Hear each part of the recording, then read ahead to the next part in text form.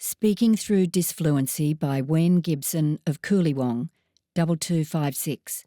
Narrated by Janine Penfold. Your time starts now, the woman calmly says to me. The genre is memoir. The current word count is 83,000 words. I thought I was ready, that I could say my pitch without stammering too much. I'd practiced every day for the previous month and had learned how to ease over the words, softening the sounds and making friends with the syllables, enough that I felt hopeful. I'd even pictured myself speaking fluently to the publisher. It was 3 minutes, for goodness sake. I had convinced myself that I could do it. But I couldn't speak the way I'd practiced. I failed to control my stammer. I couldn't recover. I struggled through most of the words of my speech. The extra time to say all the added stuttering sounds nearly took me over the time limit. I squeezed my last word out just as the bell rang and ended with a too bright grin. Is there anything else you would like to ask me?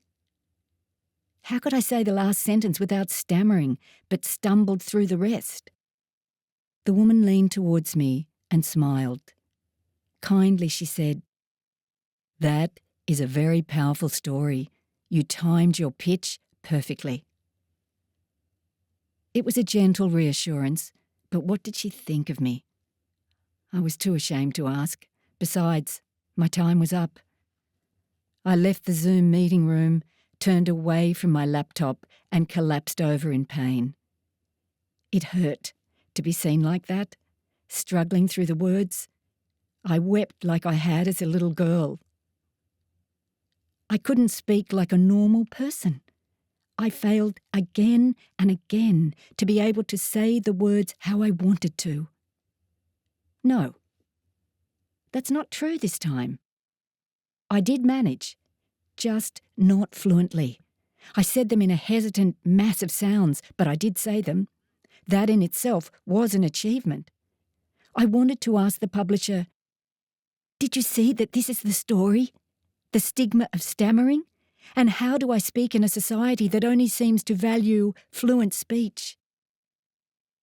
Stammering is the butt of many jokes. Somehow it's been linked in people's minds with psychological dysfunction. In the media, stammerers are portrayed as less than, stupid, or incompetent. Listeners seem to react with aversion or pity and often feel uncomfortable. Just last week, when I attempted to ask the man at the help desk of the local shopping centre for an item, he assumed I was joking. He then laughed and copied my stuck words back to me. Red-faced in shame, I told him, "I have a speech disability." He had the sense to then say sorry. Alone in my workroom after the pitch, I didn't fall into full-blown shame like usual. I stayed with the tears until they grew. I mourned for a life lived in the shadows, in silence, smiling and laughing at other people's stories, my own, untold. I've learned to fit myself in around my unsaid words. It was my first attempt at pitching and saying words that I wouldn't be able to change at the last minute, a stammerer's trick.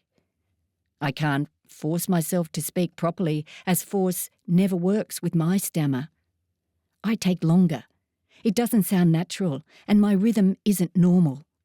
Even after 60 years of grappling with this voice, I still believed in a magical cure and that it was my fault for not finding one. I had managed to look the publisher in the eye through every stuck word. That too was an accomplishment. Then it hit me. If I had spoken fluently, I wouldn't have been congruent with what I was saying. The publisher saw the struggle. She witnessed it. I was being authentic. I totter on the edge of acceptance that I was okay, but I can't quite go there yet. It's too soon. I remember my therapist saying, "The condition is neurological. There is no cure. You have a speech disorder layered with trauma. You can only try and manage it. And don't forget, your stammer saved your life. Be that person that doesn't need to hide anymore, even though it's painful. Find your own beautiful words." I remember how my father would watch me when I was a little girl, his look daring me to speak, how he would then nod and smile when I remained silent. A cruel praise. And when I did speak, how those perilous words, the words naming what he was doing, how they would rise within me, wanting to be said. But I couldn't. He was watching and waiting and ready to hurt me if I did. The naming words would be caught in the stammer. The stammering sounds gave me time to change the word to something more innocent, so I wouldn't say out loud what he was doing. My stammer helped me stop those dangerous words from escaping. My father was terrifying in his threat. He was a great bear of a man with his dark looks, his black, slick-back hair, and his thick, swarthy arms. His strong hands would grab me and hold me too tight. His fingers left bruises that I would find the following day.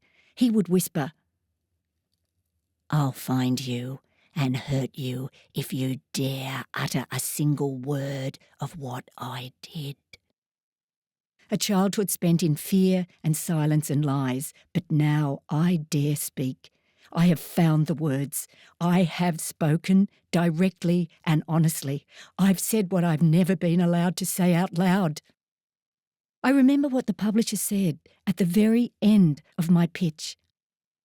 "I'm really, really pleased that you could come and that you've found the courage to speak, even with a stammer, and that you have written your story. I have found my freedom through my pain. I have dared to show up and speak through disfluency. This has made me who I am." The end.